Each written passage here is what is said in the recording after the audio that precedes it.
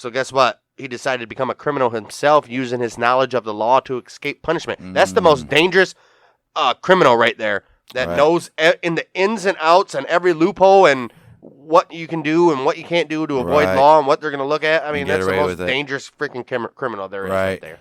I mean, George memorized the Volstead Act and found loopholes whereby he could buy distilleries and pharmacies to sell bonded liquor to himself under government licenses for medicinal purposes. Right, because if you remember, anybody that knows about the Prohibition, it was legal to sell liquor for medicinal purposes back in the day. So when it first started, that was a way to keep liquor around for if ever found out. Right. Because you know these guys. It's just like when medical marijuana came out, people were getting. Doesn't matter. Like, hey doc, I got a bad back. All right, here's your prescription. Anything a politician tells you can't do, they're doing. Right. So they got to make a law. So if it ever gets caught out, be like, oh no, there's an act for that. Right. You can do this if you have that. So that's what's happened here with the liquor. Well, plus back in these days, liquor was unknown. It was medicinal. They issued liquor for medicinal purposes back in these days, too. So George's employees would then hijack his own liquor so he could sell it illegally. George moved to Cincinnati right after this, in the region of the country where 80% of America's bonded whiskey was located. He bought up most of the whiskey manufacturers. In less than 3 years, George made $40 million with the help of his trusted number 2 man, George Connors. Damn, so this dude came in and just took over in Cincinnati. We gotta find out who this George Connors guy is. Al Capone, who? George Connors. We gotta find George Connor. Well, he's just with the help, though. Right. Remus owned many of America's most famous distilleries, including the Fleshman Distillery, which Remus bought for $197,000, a price which included 3,100 gallons of whiskey. Oh my! Jeez! In addition to serving already there. Yes. In addition to serving the Cincinnati community, many other small towns such as Newport, Kentucky, began serving as drinking towns, where gamblers opened small casinos to entertain their drunken patrons. Wow! This dude was serving the whole region, the whole Midwest almost, just off his liquor. He's like, this lawyer thing ain't really working out when I can make millions off of illegal liquor. But still be one of the best decisions I ever made. Look at me now, Pa! But still be an active lawyer, you know what I mean? Still keep his bar up. I don't know if he was. Yeah, I'm sure he is. He just ain't practicing. It's true. He might still be, though. He might be, yeah. You never know. One of George's 45 distilleries was the Death Valley Farm, which he purchased from George Gehrum. The outside world thought it was only accessible by dirt roads. The outside world thought that, but it wasn't.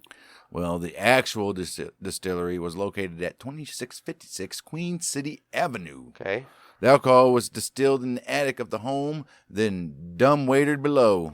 The basement was where a trap door was located, and a tunnel approximately 50 to 100 feet long and 6 feet under the earth. The bootleggers would push the products along the tunnel out to a waiting car, usually making it safely away.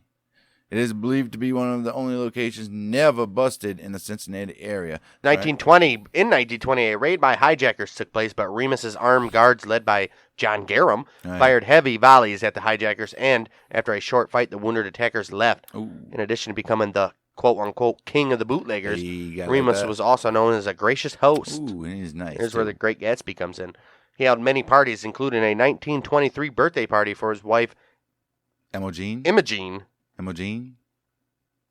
in which she appeared in a daring bathing suit, along with other aquatic dancers, serenaded by a 15-piece orchestra. Oh, shit. So this dude was just like, hey, baby, that's a do whatever you want. That's a hell of a thing in 1920. And by daring bathing suit in 1923, it means she had her ankle showing. Right. Daring, maybe a shoulder. She might have like one shoulder, like it's like an Andre the Giant strap. Or maybe something. a rip right in the rib area or something. Children in the area also saw Remus as a fatherly figure. Isn't that the way it goes with all these gangsters? Right.